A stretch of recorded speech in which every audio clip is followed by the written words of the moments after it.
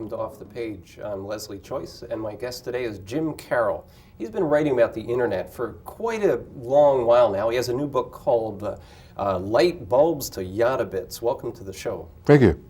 So we're going to talk about this internet thing. Why is it so hard to make predictions about where the internet is going and what it's going to do for us? Because I don't think that any of us have a wide enough open mind to comprehend, how quickly things are going to change, how many new technologies are going to evolve, how people are going to use technology, how they're going to adapt to it.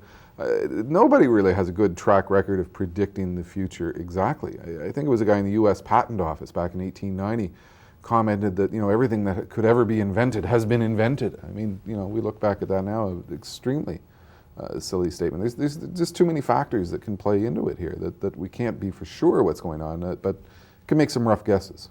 Do you think this builds a kind of anxiety into our lives, those of us who are out there on the receiving end of the internet, and we figure that we don't know enough about what we should be knowing? Yeah, people get stressed about the future. They get stressed about technology. I mean, I think part of what is going on here is that we do have a very heavy-duty generation gap when it comes to technology. Guys like you and me. I grew up with the punch card, and had to learn COBOL computing languages, and folks like myself and older folks. We grew up with technology at its ugliest, the big, huge, hulking computer mainframe, and guys in little white coats and plastic pocket protectors who took care of it. We never had a good relationship with technology from day one. And then we look at the kids. The kids are totally different. You take a 4-year-old, a 6-year-old, a 10-year-old, a 15-year-old, they just go up to the keyboard. They have no fear, no intimidation, no concern whatsoever. They're sort of one with the technology. They don't worry about the future as much, and they don't worry as much about where it's going. They just hop on and go for the ride. Yeah, it's interesting you talk about the kids, because I wonder sometimes if maybe the time will come when I won't be able to communicate with my grandchildren. Now, I don't have any yet, but simply because they will have moved ahead so much more quickly, and I'm still kind of back in my time frame, and the language will change. I don't think so. I think that one important thing with the internet is we're always going to have a human element. It's not like we're all about to become a bunch of cyber dweeb losers and everything we're doing is through our computer screens. I see a lot of stuff going on out there right now with grandparents and kids. The grandparents and grandkids are getting together. The kids are on the internet and they're saying, "Grandma, Granddad, we're flying home tomorrow. We want to keep talking to you. Why don't you go out and get a computer? Why don't you get on the internet? We'll send email back and forth." I'm seeing that happen in a lot of situations, and that's sort of the little creative spark. We all know how much grandparents love their grandkids. That's the little creative spark that gets them online. You see it improving those social contacts. And the I think it gets them talking more. Granted, it's through a computer keyboard, it's email, et cetera, and there's both pros and cons to that, but I see a heck of a lot of that going on, and I still think we'll see that type of thing going on 50 years from now. Okay. What's the Jetson effect that you write about? Well, when we try and predict technology, a lot of us look at a TV show like the Jetsons, and it was, look at it, it's silly. You've got the future. There's Rosie the robot, you've got this little electronic animal that walks around, and the ultimate high-tech home. You take a little box and put it in the microwave, and press a button, and there's instant roast beef dinner. People look at that, and it's humor. It's a cartoon. It's a laugh. Gee, isn't the future going to look silly? Well, the thing that's going on with the internet, the technology that is coming, is going to bring us that type of stuff. Our car is going to be part of the internet. Our microwave is going to be part of the internet. I mean, it's going to happen. That's where we're headed. And the Jetson effect is that when we hear about these things, we just point at it and we just say, oh, that's silly. I mean, that's just like the Jetsons. It's not going to happen. Well, it's going to. We are headed into a very weird technological future. What if someone doesn't want to be wired up to that? What if I feel that I was giving up too much of my own self-reliance or something, if my car and appliances and everything are tied into the internet? What's going to happen to me? Well, it's going to be tough to opt out. I mean, it's like today, going shopping, very few people shop with cash. There are some who actually try to still use cash as much as possible because it's anonymous. They can't build a database of who you are and what you're buying. And the fact that you're buying 37 jars of peanut butter a month and you've got a peanut butter problem. There's a few people who do that, but the vast majority of the population gets involved with the technology that is emerging. And the thing is, a lot of this stuff is going to invade your life, whether you like it or not. I mean, right now, the typical automobile ships with a lot of computer chips built into it. Intel says that every day you and I are interacting with 130 different microchips, whether they're in streetlights or whether they're in our cars or they are in our microwaves or they're all over the place. We're interacting with them already. And what is going on is the computer industry, the hardcore geeks in Silicon Valley, have said, we're building all these computer chips and all these devices, everyday household devices. They can't talk to other computer chips. Let's let them talk to the internet. So the car you buy 5 years from now, when you buy it, it's going to be plugged into the internet. Right. You won't be able to buy a non-internet through car. a plug? No, it's probably going to be a Something wireless connection. And one of the little chips in the car, all it will do is monitor the carburetor. And when your carburetor is about to break down, it will send a signal through the air to Ford, and Ford will send you an email and say, look, in the next 100 miles your carburetor is going to break. You better come in for a checkup. I mean, it's that type of stuff that we're going to see. You can't buy a car today without a computer chip. You're not going to be able to buy a car tomorrow without internet connectivity. It's just simply going to be there, and we'll be using it often without even thinking about it.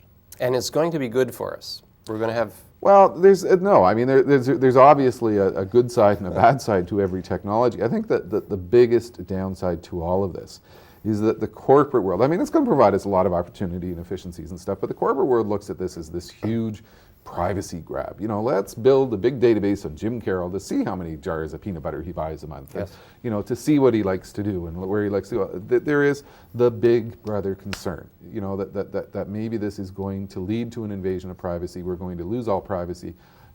Corporate world and government is going to be able to build a huge dossier of information on us. And I think people have to fight the possibility of that happening, and we are seeing that. I think people are waking up to the privacy issues and are realizing that, hey, we've got no privacy legislation in Canada. Maybe we need some. Maybe we need to put some strong rules over corporations and how they might use it. That's probably the biggest concern of all. Privacy. Privacy is a huge issue. There are many other ethical things too that I want to get to in a bit. What's a Yottabit, though? Well, we used Yottabit in the book. I mean, when we sat back and wrote the book, we were trying to explain how much telecommunications capacity is coming to the internet. Here's how much we'll be able to do in the future, and we tried to come up with a phrase to explain that. And if you're involved with the computers, you get into the geek words. Well, right now we're hearing megabit. You buy a computer, it's got 64 megabits of information.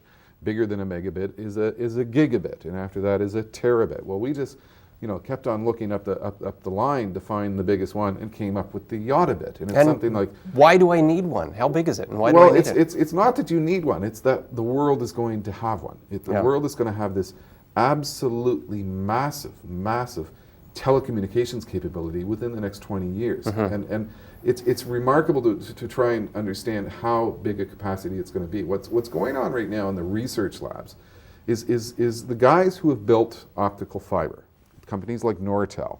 We're sort of familiar with optical fiber. We can take a hair out of our head and look at it, and an optical fiber is the size of a human hair. And it's made of glass, it's made of silicon. And when you talk on the telephone, your voice is turned into little beams of light, and it's sent through that optical fiber. That happens today. Well, what the guys at Nortel and other companies have figured out is they sat back and said, gee, right now when we send that little bit of light through the fiber, we're only sending white light.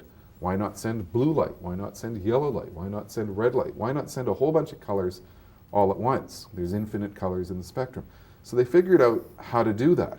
And the result is that, a little fiber had this much capacity, now it has this much capacity. One tiny little fiber, the size of a human hair, could now carry every single telephone conversation in North America. 360,000 people could download the entire Star Wars movie through one tiny little fiber. I mean, that's the world we're headed to, just mind-boggling communication capacities. And that's going to change what we do with information and how we access it. Okay, now I don't think I let you finish about the Yottabit. Exactly how big is it? If we had to build a Yottabit network today, we would have to take all these little silicon fibers the size of a human hair. It would have to be as big as the Toronto subway tunnel system. The technology isn't there yet to really provide us a Yottabit capacity. But it will get reduced. But one day, you'll get a Yottabit through a little tiny fiber the size of a human hair. Reminds me of that quote you had in your book about 1949 Popular Mechanics saying something about the size of computers. Computers may weigh no more than 1.5 tons. That's right. That's what it's saying in 1949. And at the time, they were wrong. IBM thought, the head guy of IBM was observed that there might be a worldwide market for 5 computers. well, guess what? The market was, several hundred million. The technology is moving forward extremely fast. And this world of the Yottabit, when you and I have such transmission capabilities at our disposal, we'll have our own TV station. People will have their own radio station. Video conferencing online will be a reality. You'll be able to talk anywhere in the world for an hour through a long-distance call through the internet and not pay a cent. The cost to communicate around the planet is virtually collapsing because of the advances going on with optical fiber. And that's going to have a huge impact on everything that we do. Okay, now I hear some things about convenience maybe and about efficiency and all that. Is there also going to be a dramatic shift in life experience, let's say over the next 20 years, as a result of internet connections and computers in our lives? In some ways, yes. I mean, from the perspective that the devices, whether it's a vacuum or a car, it's going to be interacting with the internet. It's going to do different things. But no, I think by and large, life is going to go on as is. I think we are social creatures. We like to go out. We like to go shopping. There's all this talk about the internet and online shopping, and everybody's running around saying, we're all going to become a bunch of cyber dweeb losers doing all of our shopping online. I don't think a lot of that is going to happen. I like going to grocery stores. I like, squeezing the Charmin. And I think that we'll still be going to grocery stores, 20 years from now, as opposed to doing all of our shopping online. I work out of a home office, and people have been saying to me for years, gee, don't you get lonely? You miss the social interaction. And I say, no, I just have a different form of social interaction. Instead of the office politics down at the water cooler, I go out and talk to my neighbor about what she's planting in her garden. We are social creatures. We crave the social interaction, and I think we'll still be craving it 20 years from now. So, I'm not a big believer that we're going into this world of the future in which we are a bunch of cyber dweebs, just staring into our computer screen all day long. It won't happen. Is it going to make us any happier to be that well connected? I think it will. I mean, I'm a big believer that the internet is an empowering technology, and take the world of healthcare. Something that is going on there that is very dramatic is the centuries-old relationship between doctor and patient is changing. We can use it as a tool to better understand the healthcare circumstances that are affecting us. Several years ago, I came down with something called Bell's palsy, and it's a condition, temporary condition, in which the muscle that comes into your face stops working. So basically, half your face shuts down. It's the only time you can do a Star Trek impersonation of Spock, because you raise your eyebrows and only one goes up. When I came down with that, I went into my family doctor for a final diagnosis, and he said to me, "You've got Bell's palsy," and I said, "I know." He said, "We're going to put you on a prednisone treatment. It's a steroid treatment." And I said, "Well, you have to understand, a research study at the University of Southern California indicated that in 78% of the circumstances," he's looking at me like I've got horns in my head. Suddenly here is a patient who's questioning what he is telling me. And what's going on in the world of healthcare is people can use this technology to better understand the healthcare circumstances that are affecting them, better understand why they need to take medication, better understand how that medication might interact, better research for other patients in similar circumstances to see if there's other treatments that are working. That's an example of where it will help our lives and perhaps make our lives better. Aside from the issue of privacy, what do you think is the second biggest ethical issue?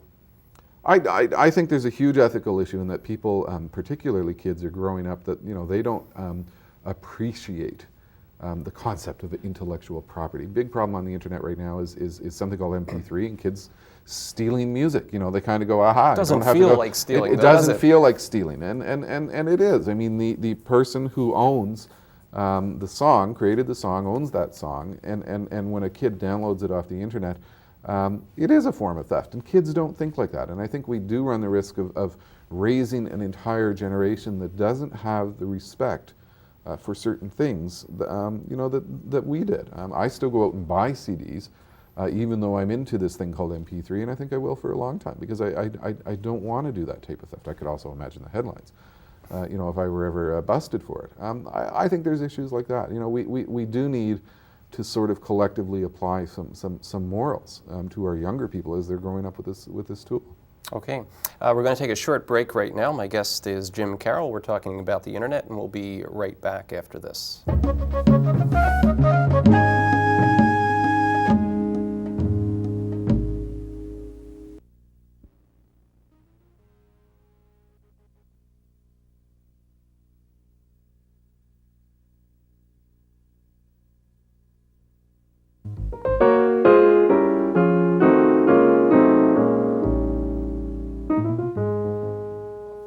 My guest is Jim Carroll. He's written several books about the internet, and that's what we're talking about. What's the relationship between the internet and democracy? Oh, I think it has a big impact. I think there's a lot of people running around saying that, and books have been written about this, that we live in a dangerous time because the corporate sector is taking over the internet. This America Online, Time Warner thing is not good because we're going to have these huge monolithic organizations controlling what we say and do online. I think anybody who listens to that failed to learn from WTO in Seattle. I think that the internet is the ultimate expression of John Lennon's power to the people song and belief. It is a tool that gives everybody the capability to publish information, to communicate, to exchange information, to try and get their message out. And there's both good and bad that go with that. People might disagree with WTO and the goal of those who are fighting against it, but boy, are they mobilized on the internet. The Greenpeace crowd, the Friends of the Earth Sierra Club, they get the internet in a very major way as to how to use it to sway public opinion in their particular battle. We're seeing in China attempts by the Chinese government to stifle or control use of the internet in that country. It's not going to happen. The internet will eventually be responsible for democracy in China. I think it's a tool that will really never be controlled by the corporate sector and is always going to provide we the people, a very powerful tool to fight Why back. is that, though? Why? I know it kind of started in some ways military, but also in an underground kind of way, and there was always this sense of independence and keeping it within the public domain. But why is it that a corporation can't get in there and somehow have some essential element to it that everybody has to have? Because it is simply too big, and there are too many things that you can do, and there's too many pieces of software that you can develop to get around anything a corporation might do, and too many ways to reach your compatriots of interest. This thing will never be regulated. I mean, I still deal with politicians who sit there and say, we should regulate the internet because, we know there's offensive content online.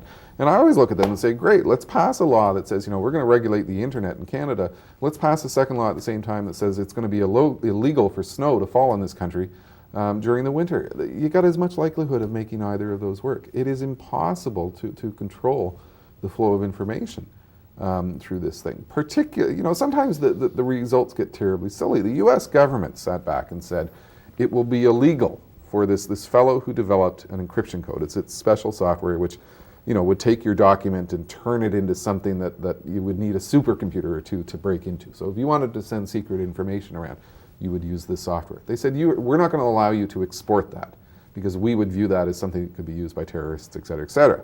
Well, what they did was they said you can't export the software, but there was nothing about exporting the paper on which the program was printed. So they mailed the program to a bunch of people in Norway who sat there and rekeyed it into a computer and created the software and made it available around the world. The concept of controlling the flow of information, it's never going to happen. And that's why the power will always be with the people with this thing. Do you think we're headed toward that kind of techno utopia that was envisioned probably by the popular mechanics, popular science writers? No, I don't think it'll ever be a utopia. I think we're always going to see the good with the bad. I mean, the downside of the internet, there is child pornography online. There is, tremendous opportunity for groups with offensive information, hate literature, et cetera, to use this. There's fraudulent healthcare information. I mean, there's fraudulent investment information. There's a lot of scam artists online. I mean, there are a lot of bad things that are happening online. You look at kids, and kids are into chat groups in a huge way. You see them come home and they're into their computer and typing to each other through the computer, and you want to scream at them, go out and play, go out and talk to your friends in the real world, get a life. There is a downside to it. So no, I don't think anything will ever be, utopia. We're going to continue to have new technologies in our life, and every technology is going to have an upside, it's going to have a downside.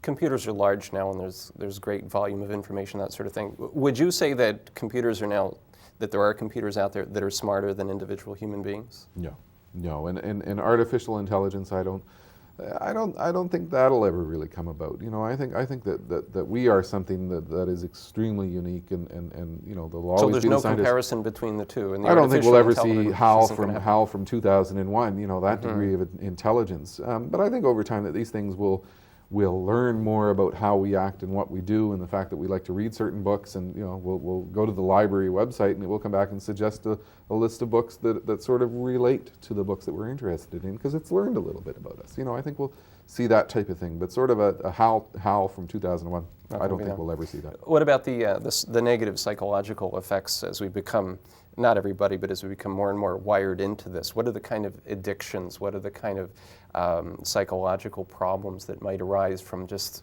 spending too much time, if nothing else, just information overload? Well, it is possible. I mean, a few years ago when the concept of internet addiction came out, I dismissed it, loudly and angrily in the media, saying, come on, this is just the latest, and a whole bunch of hype stories about the internet. But since then, I have come to realize that just as there is a small element of people who get addicted to gambling, and a small element gets addicted to drugs, etc., I do think that there are some people who do go overboard with the internet, and they do spend a lot of time online, and they lose touch with the real world, and they don't realize that some of the relationships you can form online aren't terribly constructive. They're probably destructive. Very small element. I mean, we're talking probably less than 1% of the people, but I think that's the same with gambling. And you get a group of people, small as they are, you can have a problem. I think that's an issue that society is going to have to carefully work with over time. Okay. My guest today has been Jim Carroll. We're going to take one final quick break and then be back to say goodbye.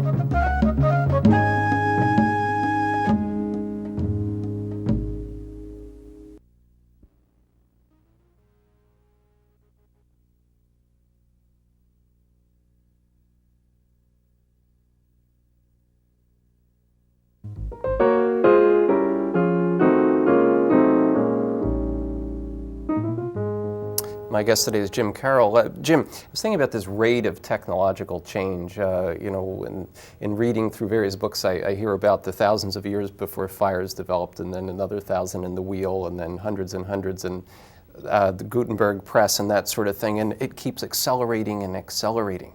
How quickly is technology changing now? Oh, the internet is fueling the rate of change. I mean, it's like a huge petri dish, and what is going on is it's making that rate of change happen faster, because now ideas and information are shared so much more quicker because of the internet. And out in the corporate sector, you take a company like HP, Hewlett-Packard, half of their revenue comes from products that didn't exist 3 years ago. Think about that. They're in a situation in which their research engineers have to continually develop new stuff simply to stay in business. The rate of technological change is part of the scary side of the internet, because it means that throughout our lives, I mean, we're just going to see a lot of new stuff that we're going to have to be able to deal with and cope with. Is there any spiritual side to this whole thing? We have a wired world. We are one people, one system of communication. I mean, that almost sounds like something. I've got a different view of the world because of the internet. I have established friendships with people around the world online, and then when I travel somewhere in the world, I meet them, in the real world. And I think that's the very powerful aspect of it, is I think we can gain greater insight into this big thing called the Earth, and the people who are out there, and the different viewpoints, and the different cultures and so on. I think it's a very, very wonderful tool in that regard. Any final word of advice to the Luddites out there who don't want to change? How are they going to survive? Well, I think it's really a question of the world is going to change, and if you have a career, you have to recognize the internet's going to change your career. It's not really becoming optional. I think a lot of Luddites are against it because they simply think that it is something that makes us lose our humanity. I don't think that it's that at all. It's like I say, I go out and talk to my neighbor about gardening on a regular basis. We're social creatures. We will always crave that, even if the internet is around. Jim, thanks for coming on the show. Thank you. And thanks for watching Off the Page. I'll see you again next time.